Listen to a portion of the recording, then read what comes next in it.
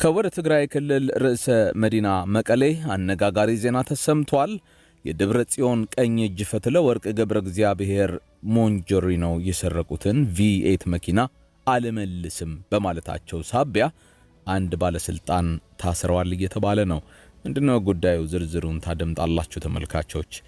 የኢትዮጵያ መከላከያ አየር ኃይል ዘመናዊ ሩሲያ ተዋጊ ጀቶችን ሊረከብ ስለመሆኑ ከተነገረ ከቀናት በኋላ በአዲስ አበባ ሰማይ ላይ አነጋጋሪ ክስተት ተፈጥሯል። የትላንት አመሻሹን አነጋጋሪ ክስተት በተመለከተ የምላችሁ ነገር ይኖረኛል። ቁጣ የቀሰቀሰውን የጀነራሉን ንግግርም እንዳስሳለን። ኢትዮጵያዊነት በሽታ ነው ብለዋል ሜጀር ጀነራሉ ክንፈ ዳኘው። ይህንንም የምንመለከት ይሆናል። ወደ ዝርዝር መረጃዎችን የማሻገራችሁ ተመልካቾች፣ ቀዳሚ የማደርገውም የጀነራሉ ንግግር ቁጣን ቀስቅሷል። ኢትዮጵያዊነት በሽታ ነው ብለዋል ሜጀር ጀነራሉ ክንፈ ዳኘው። ህወሓት መራሹ ኢህአዴግ በስልጣን ላይ በነበረበት ወቅት እንዳሻቸው የሀገር ሀብት ይመዘብሩ የነበሩትና ኋላ መንግስታዊ ለውጥ ሲመጣ የጥቅማቸው ከቀረባቸው የህወሓት ጉምቱ ጀነራሎች መካከል አንዱ የሆኑት ሜጀር ጀነራሉ ክንፈ ዳኘው ኢትዮጵያዊነታቸውን መርገም ጀምረዋል። ያኔ በሜቴክ አለቃነታቸው ወቅት እንዳሻቸው ፈላጭ ቆራጭ ሳሉ ያልታያቸው የኢትዮጵያዊነት ህመም አሁን ድንገት ደርሶ ያንደፋደፋቸው ነው። ሰውየው ከሜቴክ ኃላፊነታቸው ተነስተው በፍርድ ቤት ክስ ጥፋተኛ ተብለው ከትግራይ በረሃ በመከላከያ ኮማንዶ እጃቸው ላይ ካቴና ግብቶ በሄሊኮፕተር አዲስ አበባ ከተወሰዱበት ቅጽበት ድረስ ኢትዮጵያዊነትን እንደ ህመም አያዩትም ነበረ። ዳሩ ግን ይህ በቢሊዮኖች ሲመዘብሩት የቆዩትን የሀብት ጥቅም ሲቀርባቸው ኢትዮጵያዊነት በሽታ ሆኖ ታይቷቸዋል። ከዚህ ቀደም የቀድሞ የሜቴክ ጌታ በምህረት ከተለቀቁ በኋላ በሰጡት ቃለ ምልልስ ኢትዮጵያዊነትን አንፈልግም፣ የሸዋን ትራፊ የማትበላ ሀገረ ትግራይን መፍጠር አለብን ብለው ነበረ። እነሆ አሁን ደግሞ ተመልሰው በመምጣት አደገኛ ንግግርን አሰምተዋል። ሰውየው የቀድሞ የብረታ ብረትና ኢንጂነሪንግ ኮርፖሬሽን ሜቴክን በዋና ስራ አስኪያጅነት ሲመሩ የነበሩትና በኋላም ክስ ተመሰርቶባቸው ፍትህ ሚኒስቴር ለህዝብ ጥቅም ሲል ክሳቸው እንዲቋረጥ አድርጎ በነጻ ያሰናበታቸው ሜጀር ጀነራል ክንፈ ዳኘው ናቸው። ነጻ ሀገረ ትግራይን እንመሰርታለን በማለት እየደጋገሙ መናገራቸውን የቀጠሉ ሲሆን አሁን ደግሞ ኢትዮጵያዊነት ህመም ነው፣ ስቃይ ነው ሲሉ ተናግረዋል። ጀነራሉ ከስር ከተፈቱ በኋላ ኑሯቸውን በትግራይ ያደረጉ ሲሆን በተለያዩ ጊዜያት በመድረኮች ላይ ሲሰጧቸው በሚሰሟቸው አስተያየቶች ኢትዮጵያን እንደ ሀገር ሲያጥላሉ ይታያል። ብራክ ሾው ከተባለ የበይነ መረብ ሚዲያ ጋር በነበራቸው ሰፋ ያለ ቆይታም ጀነራሉ ኢትዮጵያ ኢምፓየር ናት በማለት ሲገልጹም ተሰምቷል። ክንፈ ዳኘው በዚህ ቃለ ምልልሳቸው ደግሞ ኢትዮጵያዊነት ህመም ነው ሲሉም ተደምጠዋል። በትግራዩ ጦርነት ወቅት እርሳቸው በእስር ቤት የነበሩ ቢሆንም ከስር ከተፈቱ በኋላ በሰጡት አስተያየት ከዚህ ቀደም የሚከተለውን ብለው ነበረ። የደረሰውን አጠቃላይ ውድቀት በተመለከተ በጦርነት ደቃለች የሚለው ቃል በራሱ እንዲህ በቀላሉ የሚገለጽ አይደለም። በአጠቃላይ የትግራይን ህልውና ሊያጠፉ በቆረጡ ኃይሎች ነው የተወረረችው። የጦርነቱ ምክንያትም የፖለቲካ ልዩነት ሳይሆን የተካሄደው ስልጣኔን የማጥፋት ወረራ ነው። የወረረን አራዊትና ፋሺዝም ነው ብለዋል።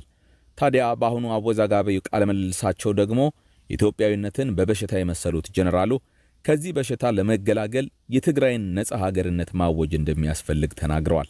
በዚህም በትግራይ በኩል በኢትዮጵያ አካል ስር የመሆን ጉዳይ ከእንግዲህ ያከተመለት መሆኑን ሲናገሩ ተደምጠዋል። አጀንዳ ትግራይ ሪፐብሊክ ቀስ በቀስ በትግራይ ልሂቃን በኩል እየተስተጋባ ያለ ጉዳይ ሲሆን በተለይም የህወሓት ሰዎች ጊዜ የለንም በሚል ጥድፊያ ውስጥ የገቡ ይመስላሉ። ንግግራቸውም ሁሉ ሀገረ ትግራይን እውን ከማድረግ ጋር የሚያያዝ ሆኗል።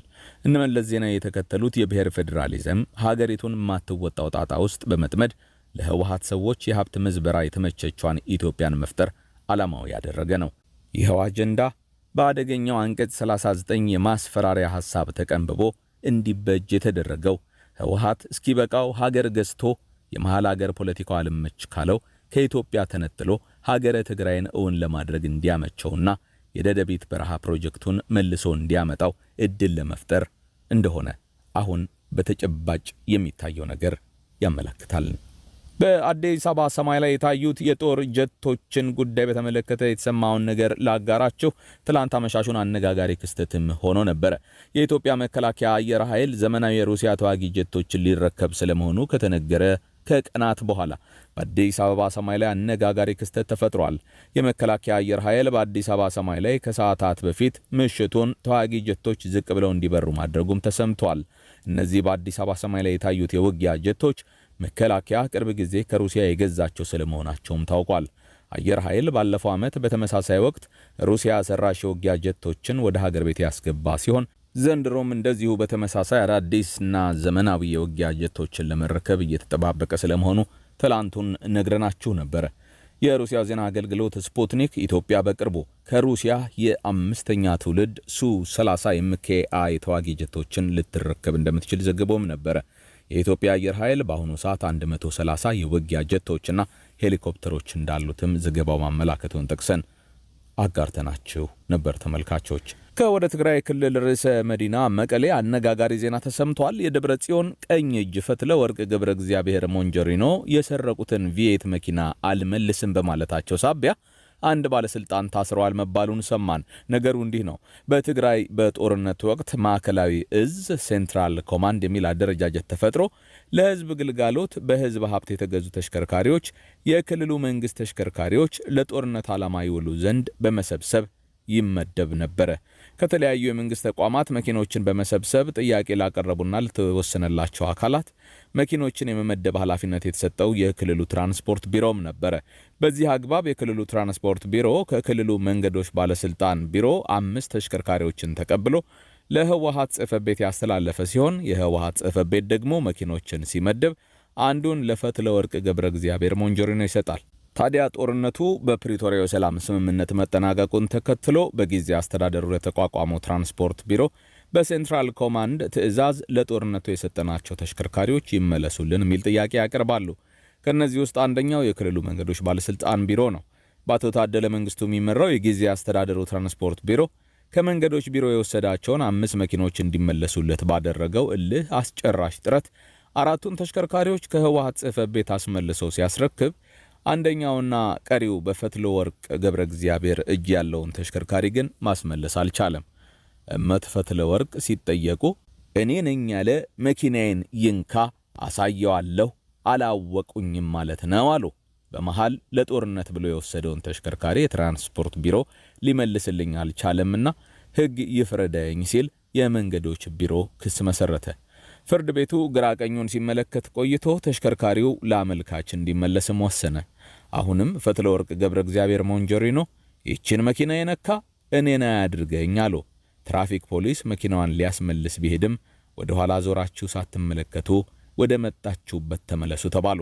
ታዲያ በዚህ የተነሳ ፍርድ ቤቱ የሰጠሁትን ትዕዛዝ ስላላስፈጸሙ ለ6 ወር በማረሚያ ቤት ሆነው ትዕዛዙን እንዲያስፈጽሙ ሲል ብያኔ አሳልፎ አቶ ታደለ መንግስቱን ወደ ከርቸሌ ያወርዷቸዋል።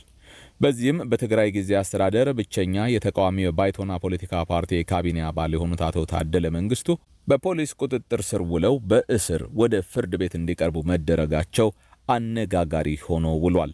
የካቢኔ አባሉ ታደለ መንግስቱ የመቀሌ ማዕከላዊ ፍርድ ቤት የሚመሩት የመንግስት መስሪያ ቤት እንዲያስፈጽም የሰጠውን ውሳኔ ባለመተግበራቸው ምክንያት ረቡዕ ለ6 ወራት በእስር እንዲቆዩ ቢወሰንባቸውም ከአንድ ቀን እስር በኋላ መለቀቃቸውን የሚጠቁሙ መረጃዎች በጎን ተሰምተዋል።